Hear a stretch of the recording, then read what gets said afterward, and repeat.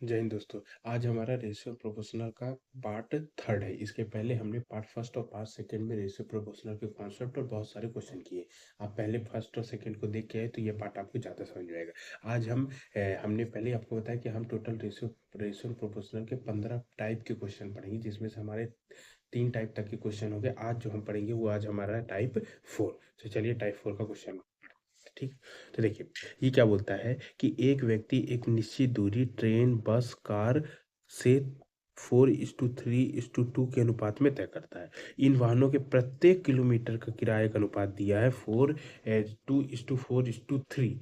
तो यदि कुल खर्च उसने कितना किया हो, 5200 रुपये किया हो, तो आपको बताना है कि उसका बस का किराया कितना है। ठीक है। तो चलिए, तो सबसे पहले देखिए कि उसने काहे काहे से यात्रा करता है। वो कहता है ट्रेन से करता है, बस से करता है और कार से करता है। और इसका जो रेशियो दिया है, दूरी का रेशियो इसका क्या दिया है, 4:3:2। अब ये प्रत्येक किलोमीटर का किराया कितना दिया है। अब ये किराए का रेशियो याद रखिएगा, प्रत्येक किलोमीटर के किराए का रेशियो कितना है, 2:4:3। अब आप मेरे को एक बात बताइए कि अब मैं आपसे बोलूं कि आप 4 किलोमीटर की दूरी तय करते हैं ट्रेन से और 1 किलोमीटर का 2 रुपये लगता है, तो कुल कितना लगा ट्रेन में, तो आप बोलेंगे 8 लगा। इसी तरह बस में कितना लगा, 4×3=12 लगा। इसी तरह कार में 6 लगा। अब आप इसको कॉमन 2 से डिवाइड कर दीजिए तो 4 और 6 और 3, मतलब कि कुल मिलाकर के ट्रेन में इतना किराया लगा, बस में इतना लगा, कार में इतना लगा, और इन्हीं का टोटल योग उससे कितना खर्च कर रहा है, 5200 रुपये कर रहा है। तो यह हो गया आपका कितना, 13। जोड़ लेंगे, 4 6 4 10 और 3 13, 13 पार्ट किसके बराबर है, 5200 के। तो एक पार्ट किसके बराबर हो जाएगा, 5200/13। 13×4=52। तो एक पार्ट की वैल्यू कितनी आ गई, 400। अब वो पूछता है बस का किराया कितना, बस का किराया पूछ रहा है। तो देखिए, बस का टोटल टोटल जो किराया 3 पार्ट है, 1 किलोमीटर 4, तो टोटल जो किराया है वो 6 है। तो आपका बस का एक पार्ट की वैल्यू 400, तो 6 पार्ट की वैल्यू हो जाएगी 400×6, मतलब कि 2400। ये हो गया उसका बस का किराया टोटल।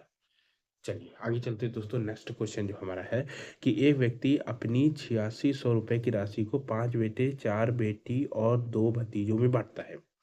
यदि प्रत्येक बेटी को प्रत्येक भांजे से 4 गुना धन प्राप्त हो और प्रत्येक बेटे को प्रत्येक भांजे से 5 गुना धन प्राप्त हो, तो प्रत्येक बेटी का हिस्सा। तो देखिए, जैसे क्वेश्चन बोल रहा है ना, वैसे हम लिखते जाएंगे। 8600 रुपये उसको बांटना है, 5 बेटे, 4 बेटी, 2 भतीजा। अब कंडीशन क्या है कि यदि प्रत्येक बेटी, तो लिख देंगे, देखिए बेटी, प्रत्येक बेटी को प्रत्येक भतीजे, तो यहाँ लिख दो भतीजे, ऐसे कितना दे रहा है, 4 गुना ज़्यादा। मतलब अगर भतीजे को 1 मिलेगा तो बेटी को 4 गुना मतलब 4 मिलेगा। अब नेक्स्ट कंडीशन, प्रत्येक बेटे, तो ये हो गया आपका बेटे, और भतीजे से 5 गुना। तो अब देखो, भतीजा लिख लो 5 गुना, इसका मतलब है कि अगर भतीजे को आप 1 दोगे तो बेटे को 5 देना पड़ेगा। अभी उसका आप कॉमन रेशियो निकाल लो, तो देखो यहाँ हो गया आपका बेटी, जो हो गया भतीजा, और ये आपका हो गया बेटा। अब देखो, आप कितना देते हो, अगर आप बेटी को 4 देते हो तो भतीजे को 1 देते हो, फिर अगर आप भतीजे को 1 देते हो तो बेटे को 5 देते हो। कॉमन क्या आ गया, इसका गुणा करो। मैंने बताया था ऊपर से नीचे तो 4, फिर एक एक कम एक, और इसका हो गया 5। मतलब कॉमन रेशियो हो गया 4:1:5। अब ये क्या है, ये हिस्से का रेशियो, उसके हिस्से का रेशियो। ठीक है, उसके हिस्से का रेशियो इतना हो गया। आपको समझ में आ गया होगा।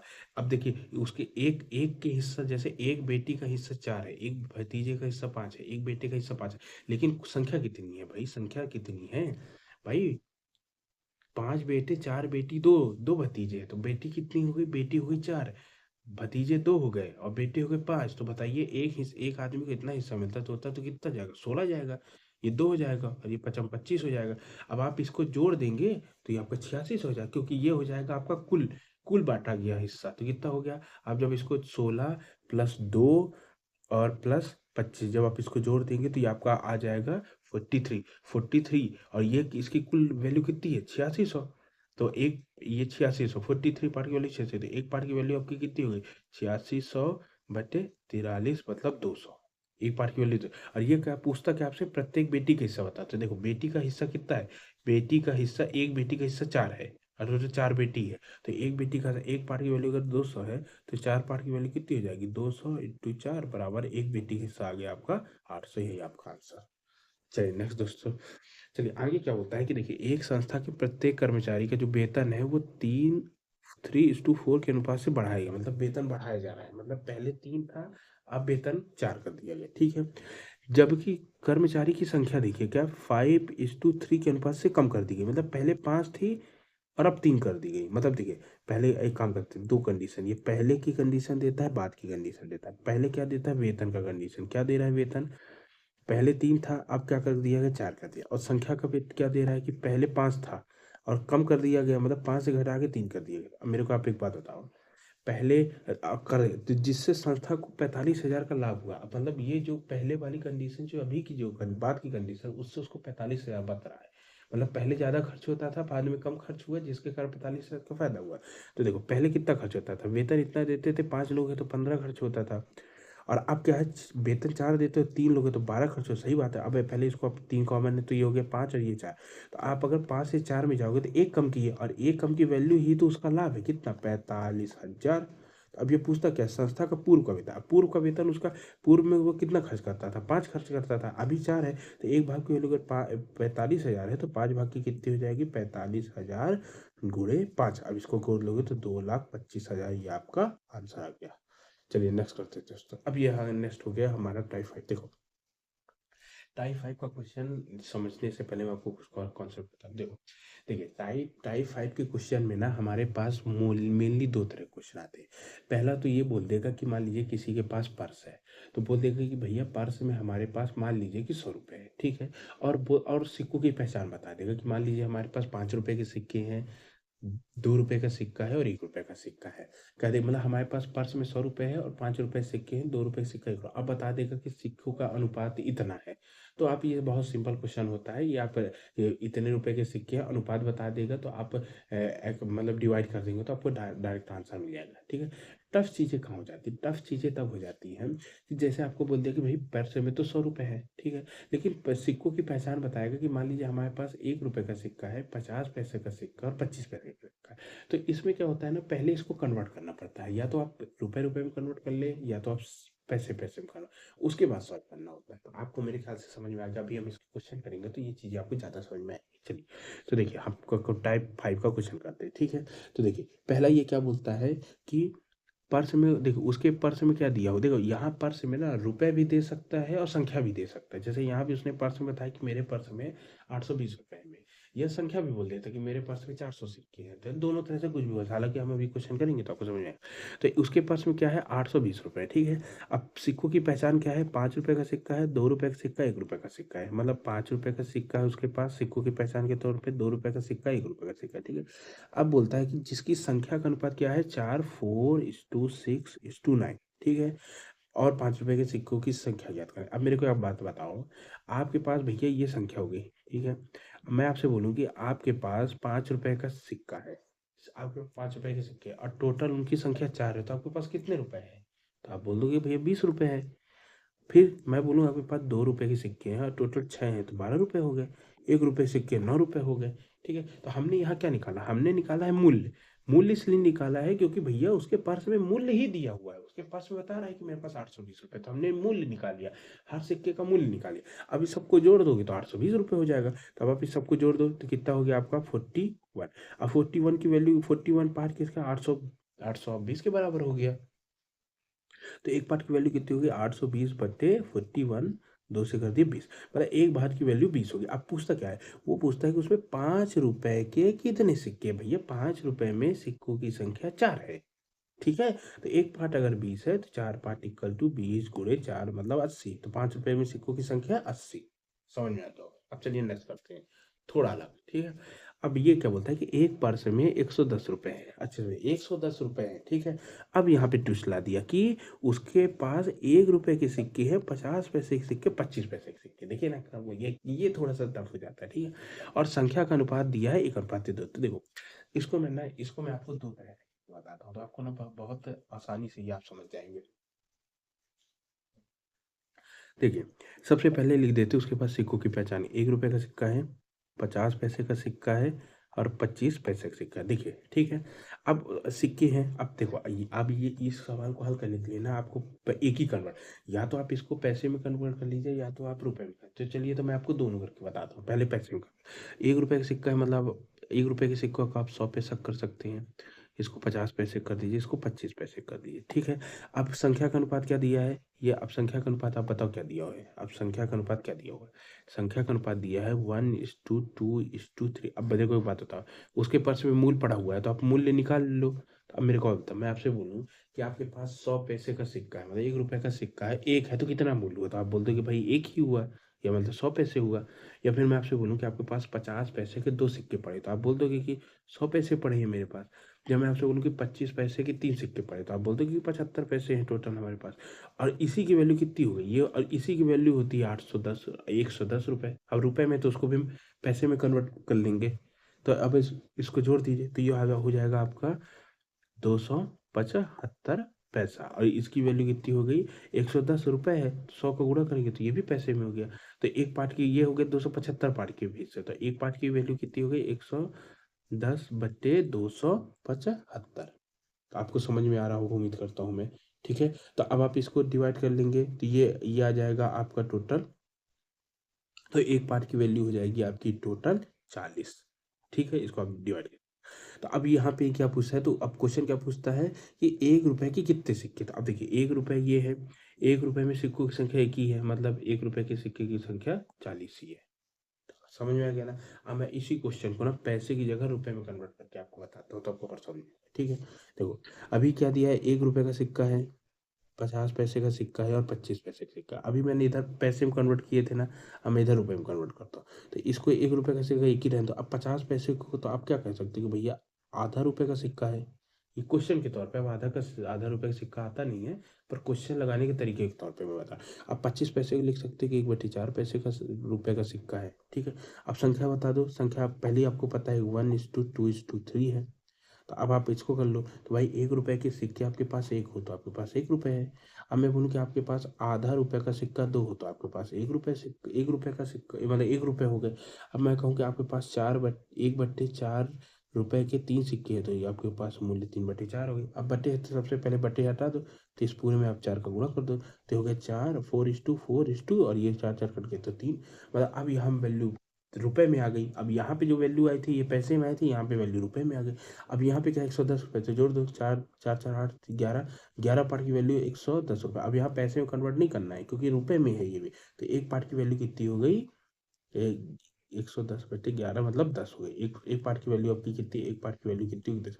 अब ये क्या है, 1 रुपए की कितने सिक्के हैं? तो 1 रुपए के सिक्कों की संख्या, ये 1 रुपए है, ये सिक्कों 1 रुपए है ना। अब ये सिक्कों की संख्या आपके पास कितनी आ गई? 4। तो आपका एक पार्ट 10 है, तो आपका इसका 4 पार्ट, 10 गुणे 4 मतलब 4 आपके पास। अब उम्मीद करता हूँ दोस्तों आपको समझ में आ गया होगा। चलिए नेक्स्ट चलते हैं। अब लिया है तो 378, देखिए 300, यहाँ पे देखिए 378, 378। अब देखो अभी तक हम जो 2 क्वेश्चन किए उसमें उसके पर्स में ना रुपए बताता था कि मेरे पास 110 रुपए है। अब बोल रहा है कि मेरे पास में रुपए नहीं बता रहा, मेरे पर्स में मतलब उसके पास 378 सिक्कों की संख्या बता रहा है, रुपए नहीं बता रहा, संख्या बता रहा है, समझिएगा, ठीक है। अभी तक जो हमने 2 क्वेश्चन किए उसमें रुपए की बात करते थे। अब जब संख्या की बात करेंगे तो ये क्या बोलता है कि उसके पास कितने 378 सिक्कों का ढेर है, मतलब सिक्कों की संख्या है। 1 रुपए का सिक्का, 50 पैसे का सिक्का, 25 पैसे का सिक्का, अब देखो अभी तक हम जो पिछले क्वेश्चन किए हैं ना उसमें संख्या देता था, संख्या का अनुपात देता था, यहाँ मूल्य का अनुपात दिया हुआ है। तो 25 पैसे का सिक्का, तो देखो वो 1 रुपए का सिक्का है, 50 पैसे का सिक्का है, 25 पैसे का सिक्का है, ठीक है। इसको हम बहुत बहुत अगर आप मतलब समझ समझ के करेंगे तो बाएं हाथ का खेल होता है ये सब करना, बहुत सिंपल, ठीक है। तो देखो 1 रुपए का सिक्का, 25 पैसे, 50 पैसे से 25 पैसे, अब उनके मूल्य का अनुपात क्या दिया हुआ है? 13:11:7। अब अच्छे से समझना, मैं आपसे बोलूँ कि आपके पास 1 रुपए के सिक्के हैं और टोटल आपके पास 13 रुपए हैं, तो मैं बोलूँगा आपके पास कितने सिक्के होते हैं? आप बोल दोगे भैया 1-1 रुपए के 13 सिक्के हुए तभी तो 13 होगा, तो यहाँ 13 हो गया। हमने संख्या निकाली। अब बताओ मैंने संख्या क्यों निकाली? भैया हमने संख्या इसलिए निकाली है क्योंकि यहाँ पे संख्या दिया हुआ है, यहाँ पे जो दिया होगा वही हम निकालेंगे। पिछले वाले 2 क्वेश्चन में रुपए देता था इसलिए हम मूल्य निकालते थे, तो यहाँ पे संख्या दिया होगा। अब जैसे मैं आपसे बोलूँ कि भैया आपके पास 50 पैसे के सिक्के हैं और उनका कुल मूल्य 11 रुपए है, तो आप बोल दोगे भैया अगर मेरे पास 50 पैसे के सिक्के हैं, 1 रुपए में 2 पैसे होते, 2 सिक्के होते हैं, तो 11 रुपए में 22 सिक्के हो जाएंगे, ठीक है। उसी तरह मैं बोलूंगा कि आपके पास 25 पैसे के सिक्के हैं, 7 रुपए है, तो आप बोलोगे 25 पैसे के सिक्के 1 रुपए में 4 होते हैं, 7 रुपए में 28 हो जाएंगे। सीधा सा है, समझ गए ना? और इन इसका जो इसी ये हो गया सिक्कों की संख्या। अब जब आप इसको जोड़ देंगे तो यही कुल संख्या आपकी 378 के बराबर हो जाएगी। तो चलिए अब आप जोड़ दीजिए। तो जोड़ देंगे तो आपका कितना आ रहा है यहाँ पे, ये हो जाएगा आपका 13 प्लस 22 प्लस 28, और ये पार्ट आपके किसके बराबर हो जाएगा, ये आपके पार्ट बराबर हो जाएगा 378 के। तो ये इसका हो जाएगा आपका 63 पार्ट 378 के बराबर है। तो एक पार्ट बराबर हो गया 378 बटे 63, मतलब कि यह 6, मतलब एक पार्ट किसके बराबर, 6 पार्ट। अब पूछता क्या है, क्या अब पूछता है इसमें क्या पूछ रहा है, वो पूछता है कि 50 पैसे के कुल कितने सिक्के थे। अब मेरे को बताओ 50 पैसे ये है, सिक्कों की संख्या कितनी है, 22 है। तो ये 22 है ना, यहाँ पे 22 दिया, एक पार्ट की वैल्यू 6 है, तो 22 पार्ट की वैल्यू कितनी हो जाएगी, 6 गुणे 22, मतलब कि 132। ये हो गया आपका आंसर, सरल सा। ठीक है, चलिए नेक्स्ट करते हैं। अब ये बोलता है, अब अगला टाइप आ गया हमारा, सिक्को वाला खत्म हो गया। अब देखिए ये अगला क्वेश्चन है कि जैसे 1270 रुपए को ए बी सी में इस प्रकार बांटना है कि ए को बी से 30 रुपए ज्यादा मिले, और बी को सी से 20 रुपए ज्यादा मिले। तो बताना है कि किसको कितने भाग, मतलब ए बी सी की भाग बताना है। तो सीधा सा क्वेश्चन, जैसा बोलता है ना वैसे कर लो। ये बोलता है जैसे यहाँ पे पहले ए बी सी में बांटना है, बोलो हाँ ठीक है। अब ये दो कंडीशन देता है, ए को बी से 30 रुपए, तो पहले पहले इधर वाले देखो, बी को सी से 20 रुपए। अगर हम सी को एक्स दे देंगे तो बी को 20 ज्यादा देना है, तो एक्स प्लस 20 हो जाएगा, बोलो हाँ। समझ में आ गया होगा, ठीक।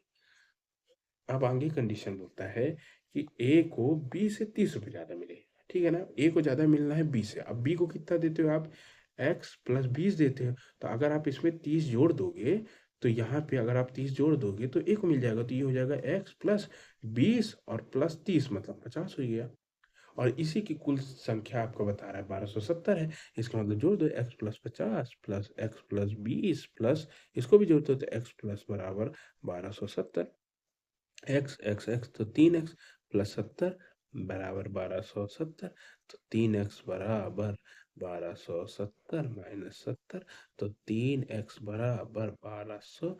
तो x बराबर 1200 बटे 3, तो x बराबर 4। x बराबर 4। अब क्या है, सबकी संख्या सबको हिसाब सबको बता देना। तो देखो सबसे पहले c निकालो, तो c को x देते हो मतलब c को 4 मिलेगा। b निकालो तो b को 20 ज़्यादा दे रहे हो तो 420 हो जाएगा।